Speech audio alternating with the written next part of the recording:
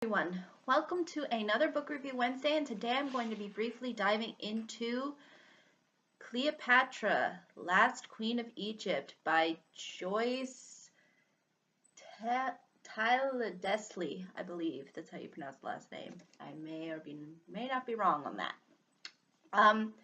But this work is actually rather interesting in that it focuses on Cleopatra, the famous queen of Egypt, through a more historical lens. In other words, you'll hear some accounts that were sort of supposed to be given that are based within historical contexts. So you'll see certain passages that reflect onto what basically contemporaries at the time at least sort of brought forth as far as our understanding of Cleopatra. So the best way I can explain this is just think of it as sort of a kind of secondhand sort of autobiography. In other words, at certain points, because there'll be certain quotes that are supposed to be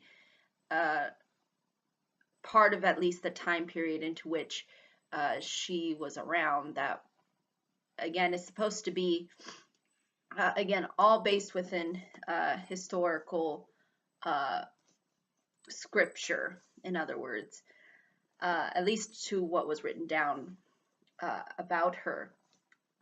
And it's very interesting because you really do see her influence as a leader. She was technically the last queen of Egypt. In other words, her reign was pretty much the final sort of nail in the coffin for Egypt as far as a influential civilization is concerned, since the Romans eventually took over and sort of became really the dominant superpower that a lot of history points to as part of a very important period within the ancient world, or at least a very influential empire within the ancient world. And you'll sort of see this sort of tragic element as well, because again, a lot of what ends up leading up to Cleopatra having to experience her downfall is rather unfortunate. But you do see how there's a lot of different kinds of interpretations as far as who she was, what she even looked like, what was her what was her sort of personality like. There's all these different things that can point us to a certain direction, at least within, again, a historical context. And this is what this book really does try to hammer home. And I think it is definitely recommendable to people who really are interested in ancient historical figures. Cleopatra is probably up there as one of the more well-recognized leaders of the ancient world. And despite the fact that she was relatively young, I think she began her reign at least at an earlier age.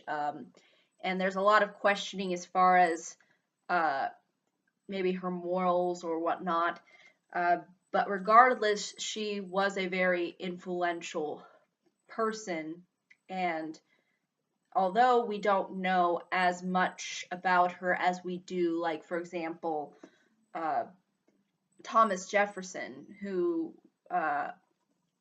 was a very influential figure as well, who, again, was not as long ago passed away as Cleopatra, hence why we have more information about him than we do about her. But regardless, the information that is provided, at least within this book, I think provides a interesting picture into sort of the sort of mentality and sort of the understanding of Cleopatra as a figure, in particular, historical figure.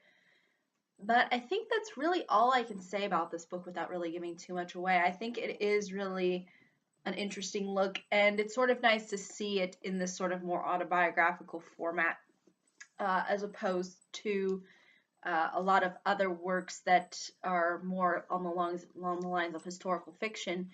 And it's nice to see things that are sort of quoted uh, from what we seem, or at least what partially we know, as far as a historical record on her as a person. But I think that's really ultimately all I can say, though. If there are any questions, comments, concerns, I'd be more than happy to answer them. Thank you so much for watching. I hope you all have a pleasant day, week, month, and year, and I hope to see you all in the next video. Take care. Bye-bye.